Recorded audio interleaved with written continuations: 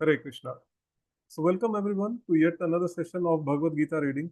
Uh, we were reading the third chapter, the Karma Yoga, and today we are about to discuss the verse number 26. It's a very nice verse, very important verse, and we will try to go through it. We'll try to understand what Srila Prabhupada had, conveyed, has conveyed in the purport of this particular verse. Okay.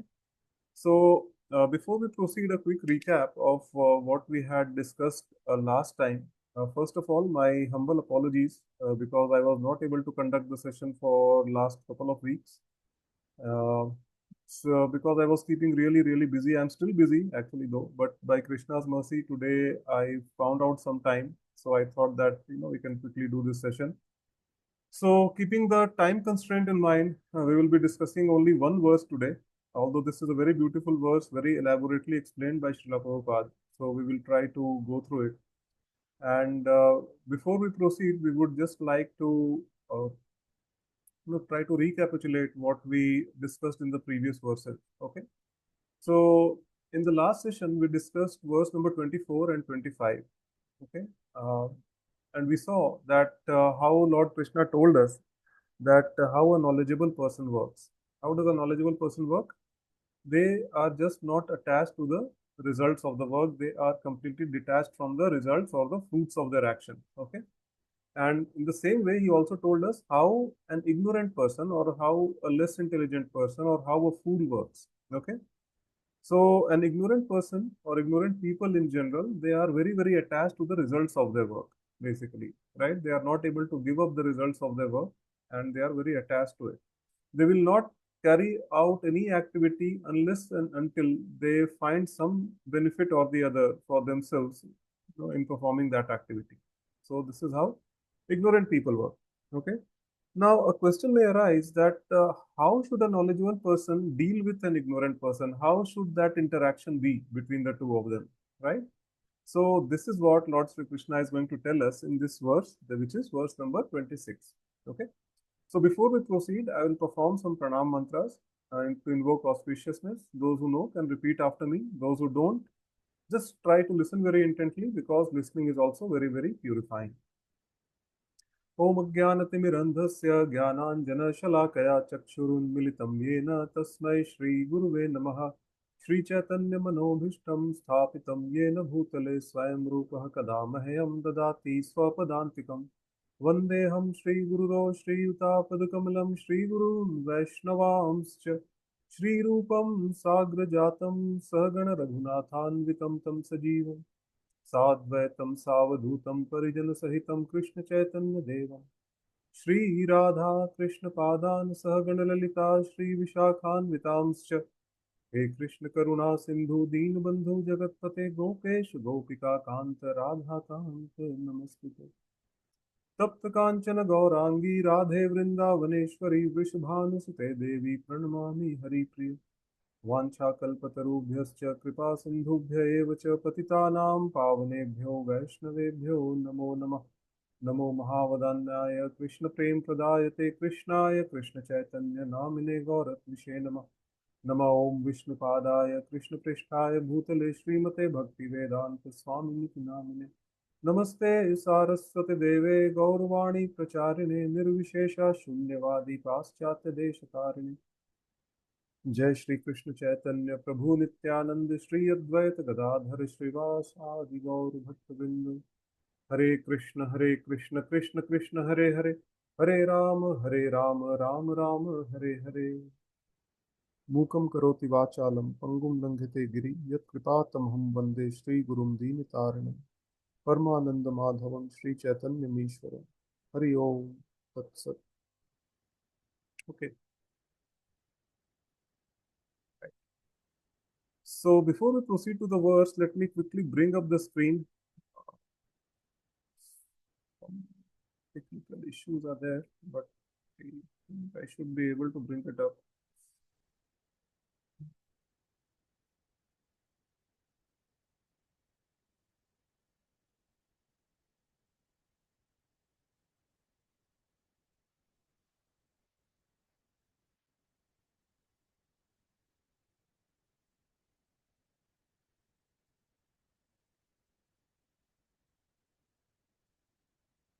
Okay, I'll be sharing now.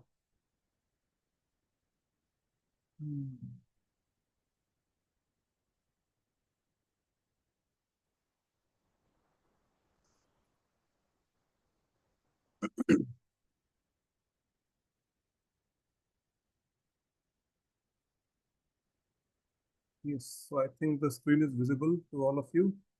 Hmm. So Bhagavad Gita chapter 3 verse number 26 goes like this. Na buddhi bhedam janayeda jnanam karma sanginam जोषयेत् सर्वकर्माणि विद्वान् युक्तः समाचरन् न बुद्धिभेदं जनेद ज्ञानां कर्मसङ्गिनां जोषयेत् सर्वकर्माणि विद्वान् युक्तः समाचरन्. The translation goes like this. So as not to disrupt the minds of ignorant men attached to the fructive results of prescribed duties, a learned person should not induce them to stop work.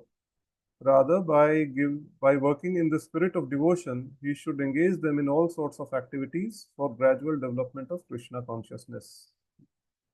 Very beautiful verse it is, and we will first go through some of the keywords of this sloka, and then we can discuss the explanation which Srila Prabhupada has given in his purports. Okay,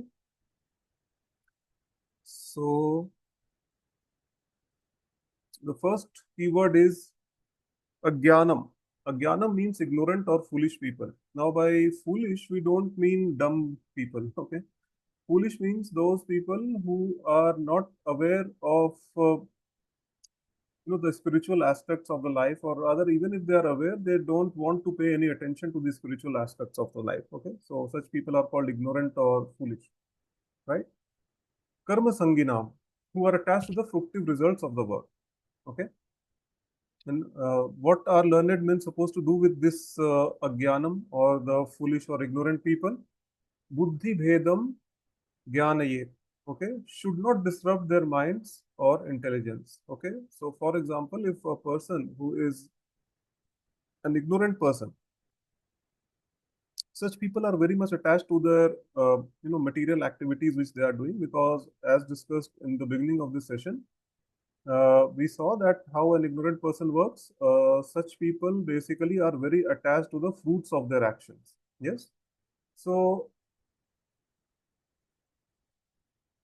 for example, an ignorant person is working. They must be carrying out some material activities for their own personal profit or material gains, right? So, what is suggested by Lord Sri Krishna in this particular shloka is that we should not be disturbing them. Okay, we should not go and start preaching them or talking to them that, oh, you should not do like this, you should do like this, and you should get into uh, bhakti yoga and try to follow the principles of Krishna consciousness and all those things. Okay, straight away, if we try to do that, it's not going to work like that. Lord Sri Krishna has clearly said that we should not be disrupting their minds. Okay, we will try to understand how does this have a negative effect on people in general when we try to behave with them in that way. Okay, so just hold on for a while. We'll discuss this a little later. Okay, so the bottom line is that one should not go and disrupt their minds or intelligence. Okay, then what are we supposed to do? Okay, if we are not supposed to disrupt them in any way, then what should we do? How should an intelligent person deal with an ignorant person? Okay, so here the word vidwan means intelligent. Okay, a learned person or an intelligent person. What should he do? Yukta samacharan. Okay, set an example. He has to practice nicely and show. Okay, this is what Lord Sri Krishna has been saying in the last two verses also. Okay, he was actually trying to convince Arjun that do not give up your work. Okay, do not give up your duty of a kshatriya. You should stand up and fight and set an example for people in general, so that they are also able to follow your footsteps.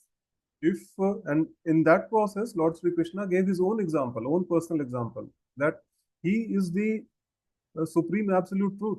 He is the supreme personality of Godhead, right? He is not bound by the laws of material nature. Yet, whenever he appears on this in this material world, okay, in any form, he carries out all the prescribed duties. Okay, and he is completely free from the material modes of nature. He is completely free from all the obligations to perform any such duties, right? But still he is doing so. Why? Because he has himself said, in the previous verse, that if I don't follow the rules and regulations which are mentioned in the Shastras, O Arjun, then people in general will follow my example. Okay. So just to set an example, just to prevent, the people of the society in general to become degraded, right? Krishna himself carries out all the material activities. He doesn't give up the prescribed duties, right? So in the same way, here also Krishna is saying that an intelligent person should not disrupt the minds of the ignorant people. Okay, we are not supposed to go and disturb them in any way, but rather we should work in such a way so that we are able to set an example very nicely and show it to them that how certain things are done. Okay, so this is what is being conveyed in this verse. Okay, so Joshet Sarva Karmani means engage those ignorant people in devotional service. And very intelligently, a knowledgeable person, an intelligent person, should engage the ignorant people in some sort of devotional service. Okay, because we will see later on that even if a small amount of devotional service is carried out by a person, okay, that Krishna remembers that service, okay, and it is never diminished. Okay? It is never ever diminished.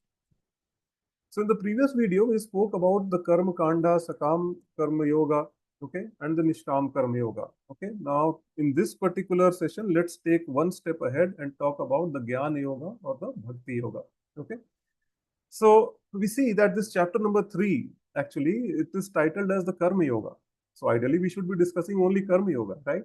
But in the purport, we see that Srila Prabhupada has mostly spoken about the Bhakti Yoga, or which is also known as the Jnana Yoga.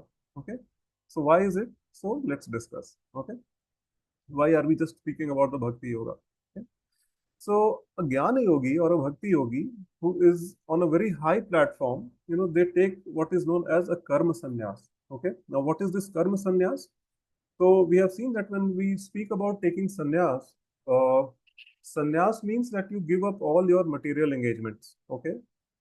Maybe your family, your occupation, okay, or any sort of material, engagements. Basically, a sannyasi actually gives it up. Okay.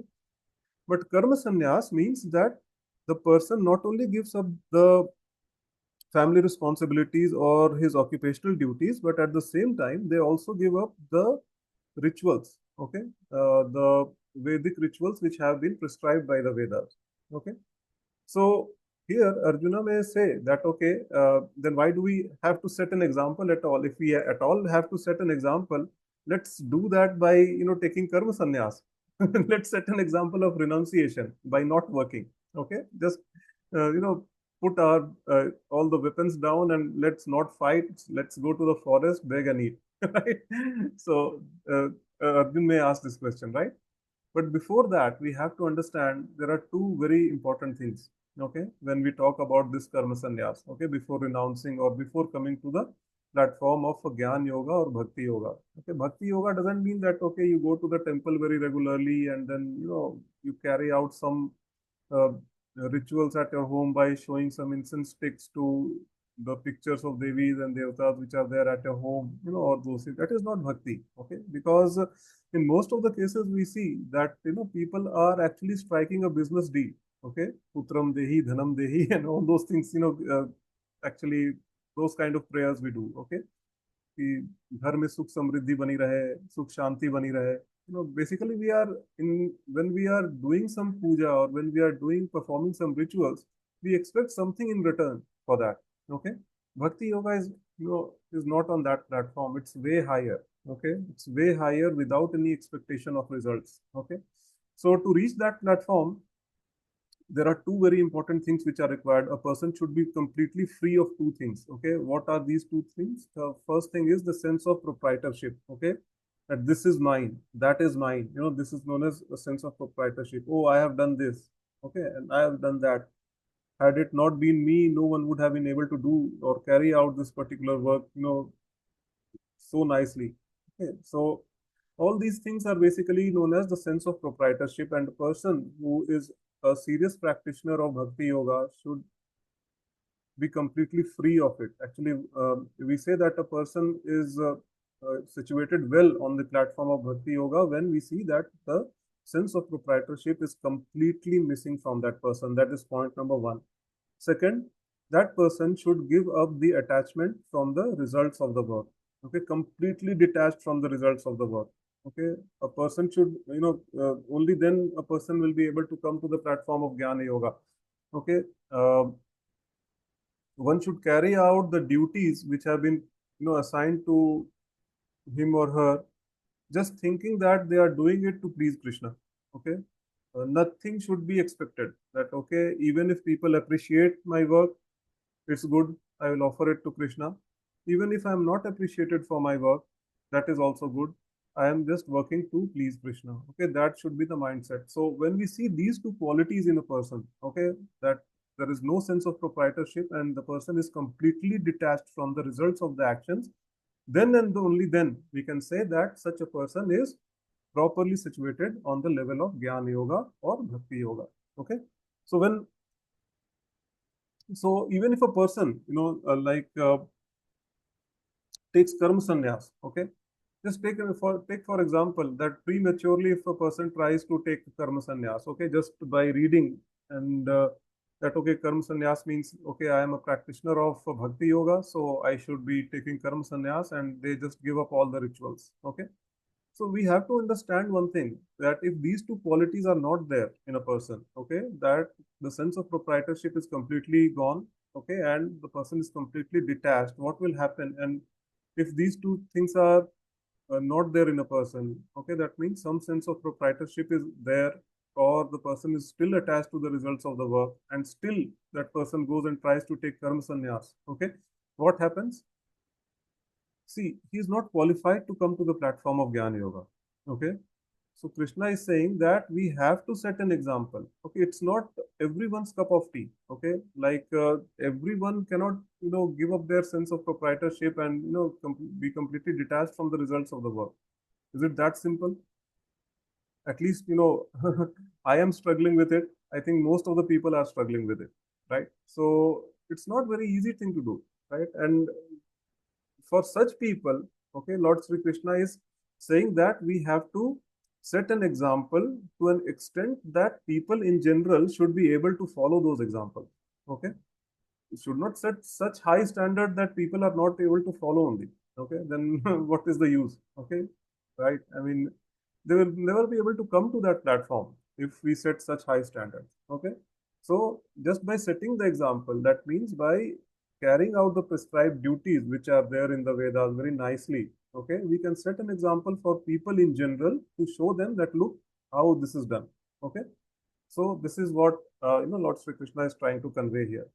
And even if we try, like even if say someone takes the karma sannyas prematurely, right, that person is not completely detached from the results of the action, that person has some sense of proprietorship, and still in that scenario that person goes and takes the karma sannyas, what will happen?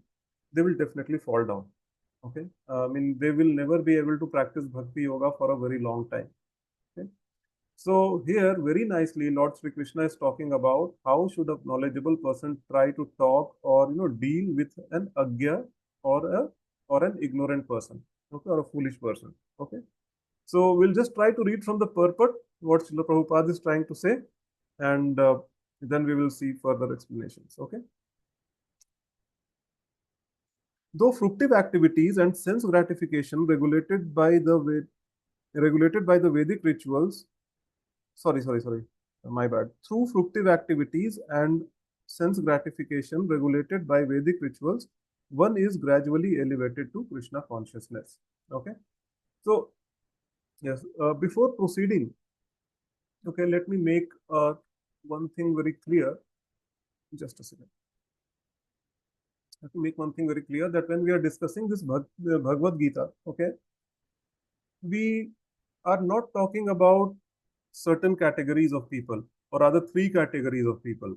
Okay, one, who are atheistic, okay, who do not believe in the existence of God. Okay, we are not bothered about such people. Okay, second, people who do not believe in the Shastra. Okay, they might say that, okay, I'm a believer, but I don't believe what is written in the Shastra. So we don't speak of such people also. Okay. And third, people who believe in the Shastra, but they do not follow them. Okay. So these three people are basically lowest among the mankind. Okay. I mean, we can hardly do anything about it. We can only pray for them. Okay, that Krishna may give them the intelligence, so that some swikriti, Krishna can, give give them, so that they can start performing, some small devotional services. But generally, we do not care about such people. Okay, here we are talking about people who believe in the Shastras, who follow them, and do sense gratification according to the Shastras, right? And who are such type of people? The Karmakandis. Okay, the Karmakanda we have seen in the very elaborately in the previous verses, right? That means a person is actually following the rules and regulations of the Shastras with an aim to get something in return, so that they can do sense gratification according to the Shastras, okay, with in line with the Vedic injunctions. Okay, so we are talking about such people. Okay, and it's a very high category of people, mind you. Okay, now these kind of people are actually at a much higher platform compared to the atheistic people, or people who do not believe in the Shastras, or people who believe in the Shastras but do not follow them. Okay, so these people are at a much higher platform, but we want to bring them to the still higher platform of the Bhakti Yoga. Okay, get rid of this tendency to gratify your senses, get rid of this tendency to be attached to the results of your work, and just move towards Bhakti Yoga or Krishna consciousness. Okay, so this is what we are trying to do. So here it is given that there are many people who follow the rituals, rules, and regulations for one thing, which is sense gratification. That means they are karmakandis. Okay, but such people, as I said, they are way better than those who are at a lower level. I mean, atheists or people who do not believe in the Shastras, or maybe believe in the Shastras, but they are not bothered to follow them. Okay, such people, I mean, they are the lowest among mankind. Okay, so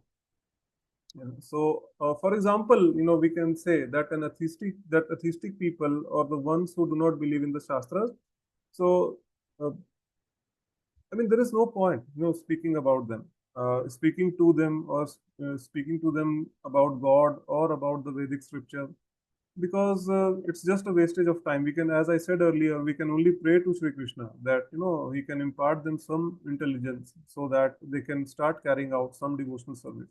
Okay. So, because these people, they deliberately choose to ignore the instructions of the Shastras, so nothing can be done. Okay. So, finally, so what we are trying to discuss here are that people who are doing the Karma Kanda, okay, that means they are trying to follow some Vedic rituals, some spiritual practices in order to get something in return, for their own sense gratification. Okay. So, what will happen if they start following uh, the Shastra? Basically, I had explained it earlier in, I think, one of the sessions, that what happens slowly is that, say, for example, a person is working, okay, with an aim to get something in return. Okay, so what do? They carry out some Vedic rituals, okay, Vedic practices. The pujari comes to the home, to their home, and then they do some puja, right? And then slowly they start seeing the results of that. Okay, they start getting what they had been, hankering for slowly. So in that process, what happens? Their faith or their belief in the Shastras and in the Vedic rituals, that is increased. Okay, then they start practicing more and more. Okay, so in this way, what happens? Slowly they are, elevated to the highest platform, that is Krishna consciousness. Okay, so by following the rules and regulations of the Shastras, it is very, very important, to understand this, that, even if one wants to do sense gratification, they should always do it with, in line with the Vedic injunctions according to the Shastras, by following the rules and regulations. Because just by doing that, okay, they might be gratifying their senses now, but just by doing that, carrying out the Vedic rituals over and over again over a period of time, what will happen? That they will slowly be elevated to the higher and higher platform, and ultimately reach the platform of Krishna consciousness. Okay, so okay, so why it is so important to follow the Shastras? We'll try to read from the purport. Okay.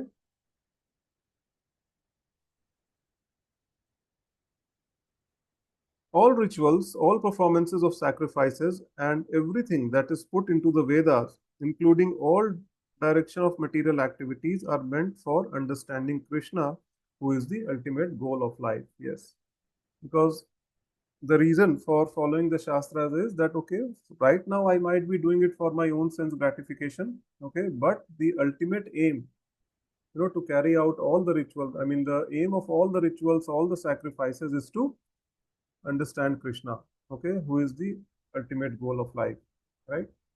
So, Vyasadeva, right, who has written these Vedic scriptures, okay, and who is Sri Krishna himself, he is an incarnation of Sri Krishna, okay. So, in the 15th chapter, Krishna says, okay, Vedascha sarver aham eva vedyo vedanta krit ved videva chaham. Okay, that means from all the Vedas, I am to be known. Okay, Krishna is saying this, and he is also saying that indeed I am the compiler and the knower of all the Vedas. I am the compiler of the Vedanta and I am the knower of all the Vedas. So you see, all the Vedic rituals, all the sacrifices which are mentioned in the Vedas, they have only one single aim. Okay, that is Sri Krishna, to understand Sri Krishna and ultimately to attain him. Okay?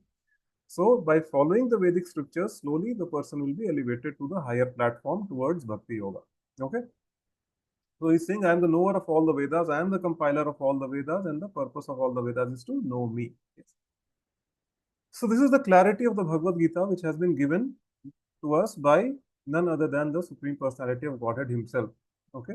So, what is the purpose of Vedic scriptures? To know Krishna, to understand him, and ultimately by his mercy go back to him. Okay, go back to our eternal abode, our eternal home. Okay, so when someone follows the Shastras very nicely, okay, when someone follows the rules and regulations given in those Shastras very nicely, what happens? One, he gets to know more about the Lord. Okay. Second, he gets to know how to reach the Lord. Okay. Third, he gets to know that this entire material world, okay, is futile and how to break the cycle of birth and death. Right. So when we have this clarity, then we are Krishna conscious, and after quitting the body, we will simply break the cycle of birth and death and go back home, back to Sri Krishna. Okay, all these things will be revealed even to a person who is doing sense gratification. That is the beauty of this. Okay, so as I have been saying over and over again, see, sometimes I try to speak in a repetitive way. Okay, I keep saying certain things over and over again because they are very, very important. Okay, and I cannot lay more stress, uh, like uh, other than repeating it over and over again. Okay, so this is what I have been saying, that it is necessary to follow the Vedic rituals or the rules and regulations which have been prescribed in the Vedic scriptures. Why? Because even if a person is doing sense gratification, slowly and gradually that person will be elevated to higher and higher platform, okay, on the yoga ladder, and ultimately he will reach the platform of Bhakti Yoga or Krishna consciousness. Okay, so all these things, this clarity, okay, that who is Lord, okay, how to reach him, and the understanding that this material world is futile, okay, and how to break the cycle of birth and death, these clarity will be revealed to even such a person who is trying to follow the Vedic injunctions simply for sense gratification. Okay, that is the beauty of our Veda. Okay, so this is what has been explained. And what is the qualification of such a person? That okay, such a person is actually working for the sense gratification, right? But still we see that this kind of deep knowledge will be revealed to that person in due course of time. So what is the qualification of such a person? He has only one qualification, that he is following the Shastra. Okay, so this is how important the Vedic scriptures are. Okay, and what about the realized souls? Okay, so we were speaking only about the people who are trying to follow the Shastras for their own personal sense gratification. Okay, but then there are certain people who have already attained some level of bhakti, right? Self-realized souls. Okay, what about them? Let's try to read in the purport. So here, Krishna will tell that how should a realized soul or a self-realized person deal with the ignorant person. Okay.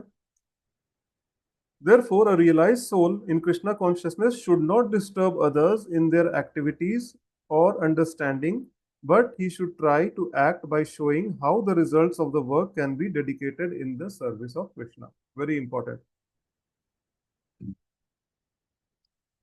Just give me a second.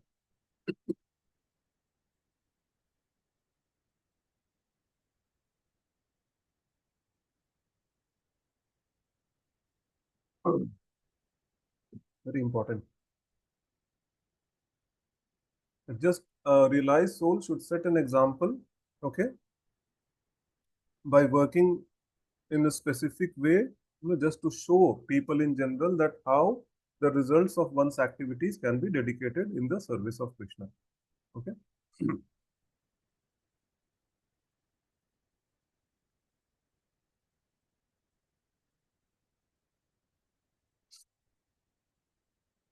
So when we are talking about realized soul here, realized souls, they are none other than bhakti yogis. Okay. So just imagine, I'll try to explain with an example, okay, that why it is important to not disturb the people who are ignorant. Okay. Uh, Suppose there is a dhyan yogi, okay, and who is practicing the Ashtanga yoga, okay. So he goes, and so we have seen that this yoga system is basically like a ladder, okay, and the different types of yoga systems, okay, say karma yoga, dhyana yoga, and then finally bhakti yoga, they are like different rungs on that ladder, okay. So at the lowermost is the karma kandi, then above that is the karma yogi, okay, then above that is the dhyana yogi, and then finally the bhakti yogi or jnana yogi, okay. So, say for example, someone is at the level of karma yoga, a karma yogi, and there is one dhyan yogi who is at a much elevated platform compared to a karma yogi. Okay, so he goes and tells the karma yogi that, okay, what are you doing is of no use, basically. Okay, come with me, I will show you how to do yoga. Okay, like that. And then what will happen in this case? So a karma yogi, we know that a karma yogi is completely attached to the work that he is doing. Okay, say for example, even if the person is Nishkam Karma Yogi, he may not be attached to the fruits of the work, but he is still attached to the work that that he or she is doing. Okay. So in this case, what will happen when a Dhyan Yogi comes and says that, okay, come, I'll show you how yoga is done. Okay, and takes them, with him. Then what will happen? The Karma Yogi will be completely disturbed. Okay, his mind will completely disturb. Why? Because he is not qualified to come to the platform of Dhyana Yoga, right? He is still at the platform of Karma Yoga. He is still very much attached to the work that he is doing. But prematurely, he has been forced by the Dhyana Yogi to, come along with him and practice the Dhyana Yoga. So what will happen? So we'll manage two things very nicely. One, that we have removed from him from the Dhyan yoga because he's not able to focus, he's not qualified, to perform the Ashtanga yoga basically. So that Dhyan yoga is gone. And at the same time, we have managed to remove him from what he was already doing very nicely. Okay. He was a Karma yogi. He was situated on the Karma yoga platform. We have disturbed him. So now he's neither this side or not that side. Right? He's hanging in between somewhere, right? So this is the reason why we should not disturb people, and this is exactly what Krishna is saying. Okay, it's very difficult for a person to move up the yoga ladder all by himself. Okay, say from karma yoga to dhyana yoga. Okay, but it is very easy to pull a karma yogi or anyone for that matter, even if the person is an atheist, a papi. Okay, to the highest platform of bhakti yoga. Okay, how it can be done? By the mercy of a pure devotee. Okay, so what a pure devotee is supposed to do, let's try to understand that for the purpose.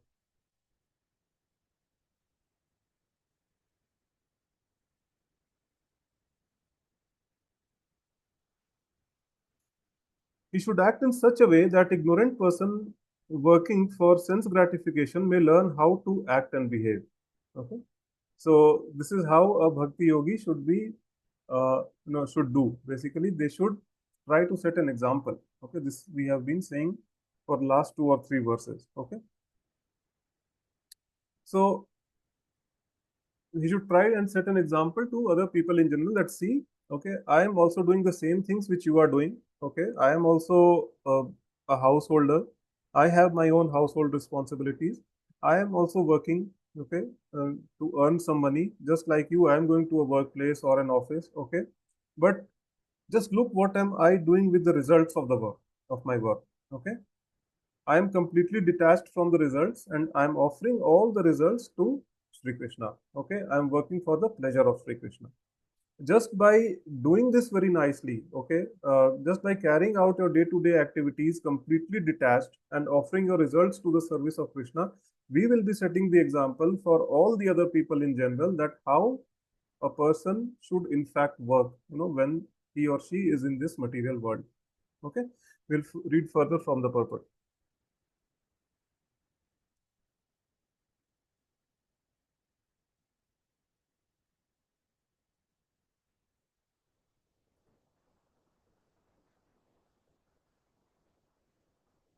Although the ignorant man is not to be disturbed in his activities, a slightly developed Krishna conscious person may directly be engaged in the service of the Lord without waiting for the Vedic formulas. Okay, so to come to the platform of Jnana Yoga or Bhakti, okay, a person's heart should be completely purified. Okay, completely purified. We have seen that there are two criteria basically that a person should not have any sense of proprietorship and the person should be completely detached from the fruits of the work. Okay, so when a person achieves these two things, what happens? The heart becomes completely purified. Okay, so to tell me one thing, okay, all of you, what qualifications do we have? Okay, it's an open secret that our hearts are completely contaminated. Okay, all of us. I mean, there is no exception. Okay, five things: Kam, Krodh, Lobh, Moh, Mad, Matsarya. Okay, these five things are there in each and every single one of us. The quantities may vary, but it's there, right? So we are all impure. Okay, but the good thing is that we all want to be purified. All the people who are watching this video or who are in this session, okay, the very fact that you are sitting in this session is because we all want to get purified. Okay, and that is the good thing, and that is the a big qualification, for us. Okay, so we are currently at a very low platform, maybe the lowest of all the platform. Okay, but the desire is there to progress. Okay, and this desire is very, very important. So we will slowly go higher and higher and higher. Okay, just because we have this desire to progress. Okay, and one day we will reach the ultimate destination, which is to reach Lord Sri Krishna. Okay, and these people about whom Srila Prabhupada is talking about, okay, those who are ignorant, but if they have even a slight inclination, okay, even they have slight inclination to practice bhakti, so they will be simply blessed basically. Okay, what happens that a person like who sincerely wants to progress on the path of bhakti, who sincerely wants to you know uh, break this cycle of birth and death. Okay, Krishna makes arrangement. Okay, he sends the right devotees and the right spiritual master at right time in his life. Okay, so because of having inclination towards the bhakti, they can be pulled towards bhakti. Okay, okay, and so this is what Srila Prabhupada is trying to say here. Okay, so one example, the best example which we can see, okay, is Srila Prabhupada himself. Actually, when I'm reading this purport, it, comes in my mind, suddenly that what did he do? Just imagine what did he do? He was an old man, okay, 70 years old, okay, and at that age he went to the United States of America, okay. He didn't know a single person there. Some acquaintances were there who said that, okay, we'll make some arrangements. But the fact is that when he got down on the Boston Harbor, okay, he had only 40 rupees in his pocket. He didn't know whether to go left, whether to go right, whether to go, straight front, right? That was his situation. But one thing was sure that he was very confident about one thing that, okay, I have the instructions of my spiritual master that I should be teaching or preaching the message of Lord Chaitanya in the Western countries. Just because of that one instruction, he simply went to the United States of America. Okay. And who were his disciples? Okay. The people who were there basically were not not even karma yogi. Karma yoga is at the, we have discussed, it's the bottommost rung of the yoga ladder. Okay, but people there were, even worse. I mean, like Karma Yoga is actually a very high platform.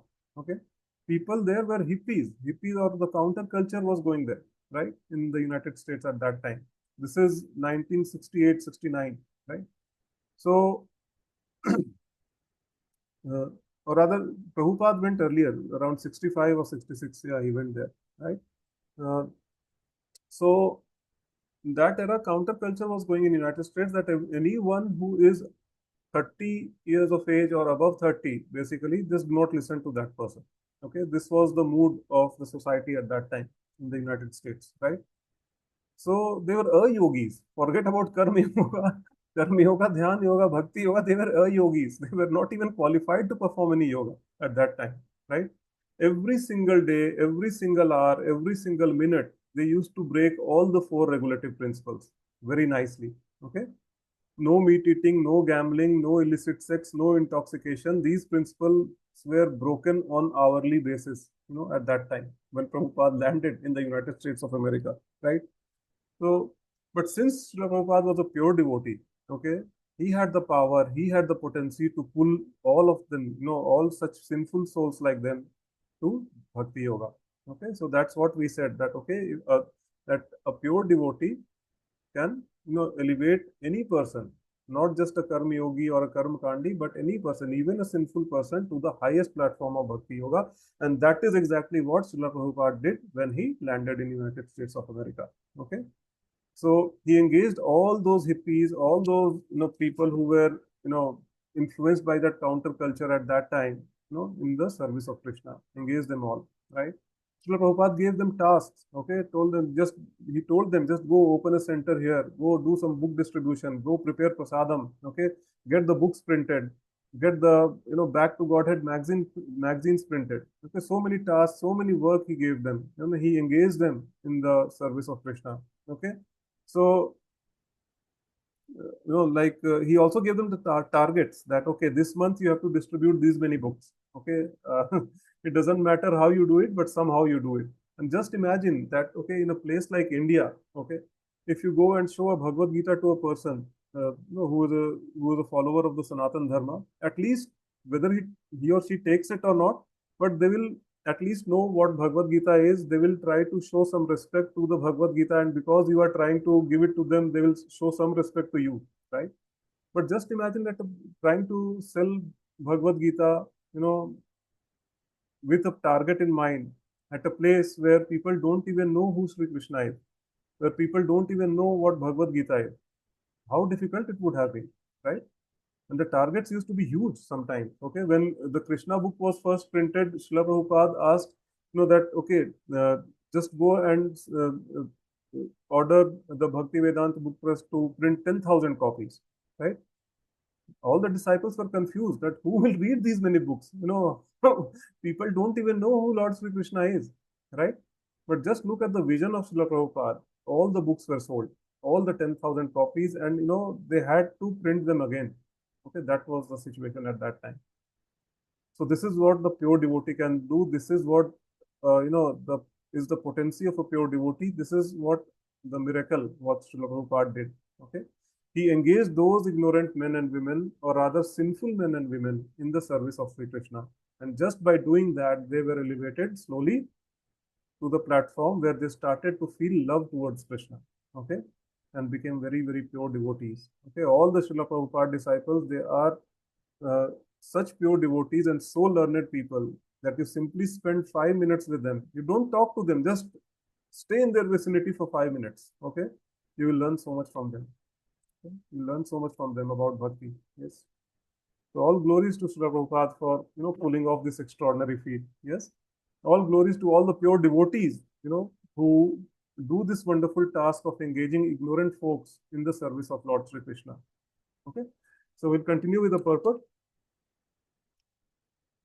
For these fortunate man, there is no need to follow the Vedic rituals, because by direct Krishna consciousness, one can have the results, all the results one would otherwise derive from following one's prescribed duty. So now, okay, when a person has become a pure devotee, okay, when he has the potency, to transform the ignorant people, to transform the sinful people, into the devotees of Krishna, then, for such a person, okay, for such a person, there is no need to follow the prescribed duties, because just by practicing Krishna consciousness at such a high level, that person has already, fulfilled the need of performing all the rituals, which are prescribed in the Vedas. Okay. So this is the level which is expected before taking karma sannyas. Okay. So uh, it's not like I'm a practitioner of bhakti yoga or I'm a sadhaka, so let me take karma sannyas. No, it doesn't happen that way, right? So now let's try to understand. The one question can come up, okay, that why these Vedic rituals have to be done. Okay, we have discussed before. So the answer is to just to purify ourselves. Okay, so as we have seen that a person can be elevated in bhakti yoga only when the heart is completely purified. And in order to purify the heart, we have to perform the rituals or the rules and regulations mentioned in the Vedas. Okay. But then if we are fortunate, okay, a pure devotee, as I had said earlier, a pure devotee will enter our life and give us some prasad. Okay. Prasadam is also very, very powerful, okay, to cleanse you from within. Okay, and give us a chant card to chant Hare Krishna Mahamantra, the Panch Tattva mantra, and that you can tell that, okay, go and get some chanting beads from the nearest ISKCON center. And a person who is little bit inclined towards that practice will take that bead and start chanting. Okay, maybe he will invite us to the Rath Yatra festival and ask us to pull the Ratha, right? All these things the devotee will do to ensure that a person who is ignorant, okay, will do some sort of devotional service, okay, and even if he shows some inclination towards carrying out those devotional service, that person will be purified. His journey towards Krishna consciousness will begin then and there. Okay, so this is what a pure devotee does to us. Okay, so it's a great responsibility on all of us, all the students of Bhagavad Gita. Okay, what is that responsibility? That we have to preach the message of Bhagavad Gita. Okay, we have to preach that Sri Krishna is the Supreme Personality of Godhead, and our goal is to attain Sri Krishna this very lifetime by breaking the cycle of life and death. Okay, what do we need to do? Just need to chant Hare Krishna Mahamantra. Okay, and set an example first, and only then we can ask others to chant. Okay, if we ourselves are not chanting maybe 16 rounds, how can we ask others to do the same, right? So first chant Hare Krishna Mahamantra. That is the biggest preaching. Show them, okay, show the other people that how it has to be done. Okay, see, preaching is not about giving a class or just giving nice talks. Okay, we can just ask them to chant once a day. Okay, it hardly takes, maybe if even if they are little bit inclined towards carrying out any devotional service, they will take to chanting. Even if they chant one round of Hare Krishna Mahamantra, it hardly takes 7 minutes. Okay, 6 to 7 minutes. The journey will begin in Krishna consciousness, right? So we have done our job, right? And what if a person says no? Once a day is too much, Prabhu. I mean, I am very, very busy person. I don't have time. Yeah, I can't even take out 6 to 7 minutes for Sri Krishna. Okay, then prasad is something which everyone likes, right? So we can carry some, dry prasad, prepare at our homes, offer it to Krishna, and nicely pack it in small packets. Okay, say make some laddus, okay, and offer it to Krishna, and then just give it to them. That, okay, Prabhu, you don't want to chant, no problems. Hare Krishna, today is my birthday. Takes have some laddus, okay. So what will happen when the person will take that prasadam? That person first of all will not reject the prasadam. Okay, if you say that it's your birthday, definitely he will wish you happy birthday and take one. Okay, the spiritual life of that person will start then and there, because prasadam purifies you from within. Okay, those who want to understand the importance of prasadam in a greater detail, please look out for my video, The Power of Prasadam.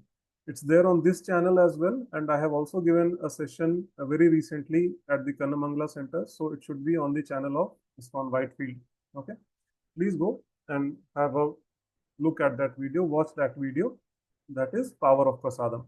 Okay, so we can arrange a program at our house. Another option is that, okay, that kid's birthday is there or marriage anniversary is there, anything. Okay, we want to celebrate. Just invite the devotees to the house. Okay, all your neighbors who are staying around, just invite them, and then invite a senior devotee to give a class. Right? This is what we can do, and the people will come for what?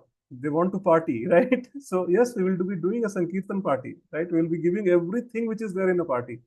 Prasadam will be there, dance will be there, music will be there, but only thing is that Krishna will be the center of everything. Okay, and just by doing all these things, okay, we'll sing nicely, dance nicely, have palatable dishes, go back home, back to Krishna, right? Just by attending the party, the spiritual life will start, right? So point here is very clear. Okay, we as devotees have to be very intelligent, okay, and very innovative to help people come out of the ignorance and come to the path of devotional service. Okay, some sort of seva, some sort of devotional service we should try and give the people around us, try to engage them. Okay, even if it's like cleaning of the altar or opening and closing of the altar, something, some small things. Okay, preparing the prasadam for the deities, but for that the person has to chant first. Okay, so first ask them to chant Hare Krishna Mahamantra, right? Okay, and then anyone who does that, then Srila Prabhupada will be very pleased with them. Sri Krishna will be very pleased with them. Okay, and along with chanting, having prasadam, hearing, reading, there is one more responsibility on us, that is preaching. Okay, so the goal is very simple. I want to help this person who is ignorant, okay, to move closer to Krishna. That is what our mindset should be. Okay, and this is what we have to do.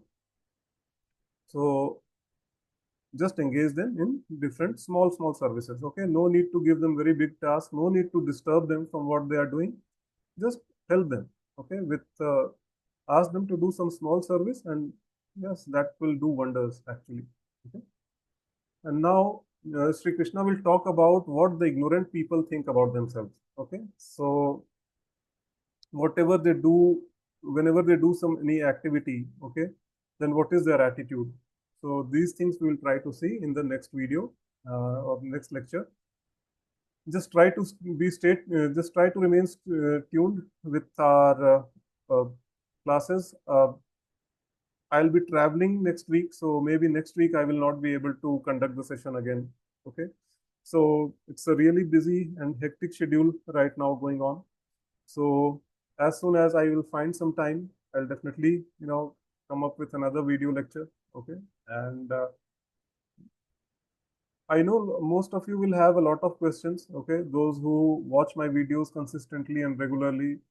First of all, heartfelt thank you and heartfelt gratitude to all of them. Okay, that you people are the saints of Kali Yuga. That in spite of so many distractions around, you are finding some time to watch the videos. So it's a great thing to do. Okay, so all glories to you, and I thank you all for that. The second thing is that if there are any questions, okay, then please feel free to post them in the comment section, okay, of this video. If the question is good enough, like if it's a generic question, so and if I feel that by answering this question, a lot of people will be benefited because the same question will be in the minds of so many people, then in that case, I will make a video out of that question, okay. Those who want to have a little more personal interaction with me, okay, to discuss some questions which they have related to spirituality, okay, then we can add you to a WhatsApp group, and the link will be provided in the comment section. You can directly join that WhatsApp group, and you can chat. I'm the part of that group, so you can definitely have a more personalized interaction with me. Another good news that we have, come up with our own Instagram channel. Okay. After a lot of deliberation, we thought that this social media is a very powerful tool in today's digital age. And if it is used properly in the service of Krishna, then a lot of people can be made Krishna consciousness. Then lot of people can be made Krishna conscious at one go. Okay, we can spread the message of the Bhagavad Gita to masses in general. Okay, so keeping that in mind, we have come up with our own Instagram channel. The name of the channel is Abhinava Gauranga. Okay, you will find a lot of stuffs here. Okay, you can have darshan of the beautiful deities from ISKCON Ujjain, ISKCON Vrindavan, ISKCON Juhu, and of course our own ISKCON Whitefield and Kannamangala. You will find daily quotes by Srila Prabhupada and His Holiness Jayapataka Swami Maharaj. Okay, so these two things will be definitely there, and we will also be posting some pictures and videos of the Sunday feast programs that we are having every week at ISKCON Kannamangala. Okay, so those things will be there, and of course, some short reels and pictures will be shared by your servant Abhinava Gauranga Das. So please subscribe or follow our Instagram handle. Okay, and stay spiritually charged. Okay, so with that, I would like to pause here for today's session, and we will meet again very soon. Not next week, but whenever I get time. Okay, thank you so much. Hare Krishna.